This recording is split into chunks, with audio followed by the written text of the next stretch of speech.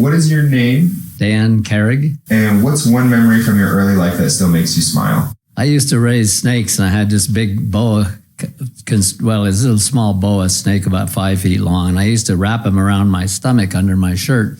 And I took him to one of our high school football games one day and opened up my shirt and showed the cheerleaders the snake, and they all went to the end zones. When you look back, what are you most proud of accomplishing?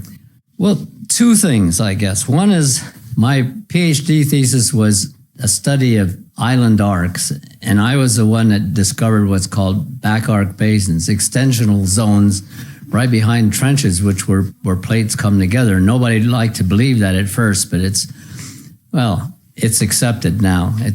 And the other thing is, I started racing in middle age, and I got to the stage where I was a national champion in cross-country skiing for several years, and also, actually, I got a silver medal at the World Masters Championships once, and I got into canoeing, and when I was 70, I won both the C1 and the C2 canoe races that year. That's very cool. It's nice.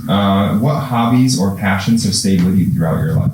Okay, well, one that was a passion that didn't stay with me, and that's fly tying. I was big into fly fishing, and I got into fly tying, and me and a bunch of old men in this room all smoking cigars, and anyway, so I figured fishing was for little boys and old men, and I guess I'll be an old man pretty soon, but I've given that up. And the other one is just vegetable gardening.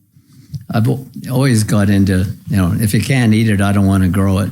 Which programs and activities do you enjoy most at Longview? Well, I think by far is the one that John Alvarez, the horticulturalist, gives on plants and animals. He's not only very knowledgeable, but he's hilarious. He's a real great entertainer.